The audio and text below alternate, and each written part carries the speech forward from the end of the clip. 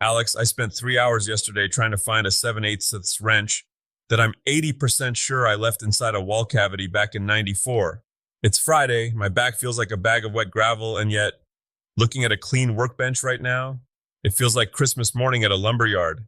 Tiger, if you're still looking for tools from the Clinton administration, we have bigger problems. But I get it. There's something about that Friday shop clearing ritual. You're clearing the deck for the big stuff.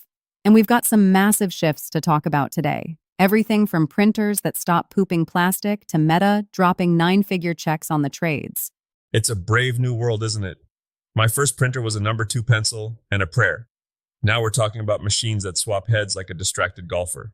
Let's start there. The tech side. Prusa just dropped this color mix shading app, and Creality is coming out with the K3 and this Clytek tool changer. For the folks listening who aren't knee-deep in resin and filament, why is nozzle swapping the thing that's getting you fired up? Okay, so usually when you want to print a little gnome with a red hat and blue pants, the printer has one nozzle. It prints the red, then it has to spit out all that red plastic into a little pile, we call it poop, until the blue comes through clean. It's slow, and it's like throwing money into a trash can made of molten plastic. It's a heartbreak every time you see that waste bucket fill up. And the tool changer? That's the game changer? Exactly. Instead of flushing the toilet, the machine just parks the whole head and grabs a fresh one that's already loaded with the next color. It's like having 5 different painters standing around a canvas instead of one guy constantly cleaning his single brush in a bucket of turpentine. Creality claims an 80% reduction in waste.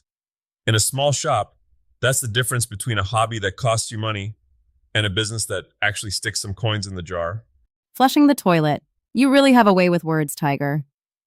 But speaking of sticking coins in the jar, let's talk about the big money. Meta, the Facebook people, are putting $115 million into a workforce academy. That is a staggering amount of cash for blue-collar training. It's a total sea change. For 30 years, the world told every kid that if they didn't have a bachelor's degree, they were basically destined to dig ditches. Now, Mark Zuckerberg is realizing that all those fancy AI algorithms don't mean a lick if there isn't a technician to wire the cooling system for the servers. It's interesting that they're guaranteeing jobs, too. It's not just here's a certificate, good luck. It's we need you to build our AI infrastructure. It's the highest form of leverage I've seen in my lifetime. DeWalt is doing the same with $60 million in their Grow the Trades program. If you're a young person hearing this, or even if you're like me and your knees creak when it rains, look into critical infrastructure certs. It sounds fancy, but it's basically being the person who keeps the lights on for the robots. It's recession-proof. You can't outsource a leaking data center cooling pipe to an app. Right. You're not just a handyman anymore. You're an infrastructure specialist. Different title, way better invoice. Same dirt under the fingernails, though. That's the one thing they haven't figured out how to automate yet. Speaking of invoices, let's pivot to the maker mogul side of things. We're looking at the 2026 social media data, and it seems the numbers game is officially dead. Instagram is now actively hunting ghost followers. This makes me so happy I could pick up a banjo. I've always said that having 100,000 followers who don't care is like having a showroom full of mannequins. They look great, but they aren't buying any furniture. Well, now the algorithm agrees with you. If you have a huge following but no one is commenting or sharing, the platform basically assumes you bought those followers or you're boring. It flags you as inauthentic. Good. Honestly, it's a relief. My advice to anyone trying to sell their crafts online right now, stop worrying about that big number at the top of your profile. Talk to the 5 people who actually left a comment. If someone asks what finish you used on that walnut table, don't just heart the comment. Tell them the story of how you spilled the first gallon of oil on your boots and had to start over. People don't buy content, Alex. They buy a connection to the person who made the thing. So, the strategy for 2026 is community first. Use the polls, ask the questions, and for the love of all that is holy, reply to your comments. It's a conversation, not a broadcast. Exactly.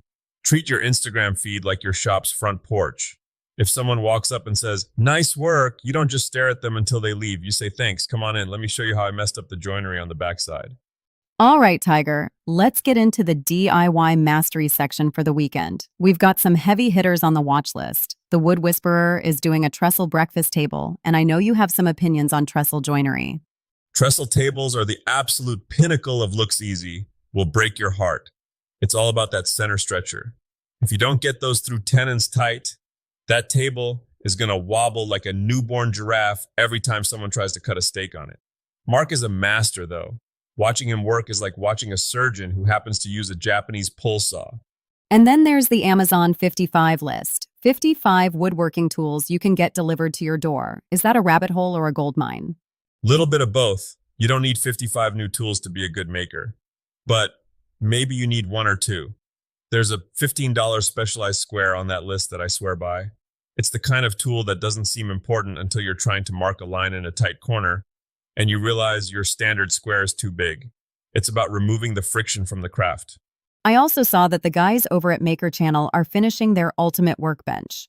Now, I've seen your bench, Tiger. It has character, by which I mean I think I see some coffee stains from 2008. Hey, those are historical markers, but honestly, I'm watching that video because a bench is the most important tool you'll ever build. If your bench is just a piece of plywood on some flimsy sawhorses, you're fighting your own equipment. A heavy, solid bench absorbs vibration. It stays put when you're hand planing. It's the difference between wrestling with a project and actually dancing with it. Dancing with it. You're getting poetic on me, Tiger. Must be the Friday vibes. It's either poetry or the sawdust fumes, Alex. One or the other. So, what's the final word for the den today? We've covered a lot. No waste printing, the massive trades boom, the ghost follower purge, and the projects to tackle this weekend. The takeaway is this. The gap between making and earning is getting smaller every day. Whether you're using a tool changer or a mallet and chisel, the world is finally putting a premium back on the folks who know how things work. Don't be afraid to be a specialist. Don't be afraid to have a small, loud audience instead of a big, quiet one. And for heaven's sake, if you're building that trestle table, check your square twice or 3 times. Spoken like a man who has built a wobbly table. Oh, more than one, Alex. More than one. That's it for the TigerDen Daily. We'll see you back here on Monday. Go build something worth keeping. And keep your fingers away from the flashy bits. See you in the den.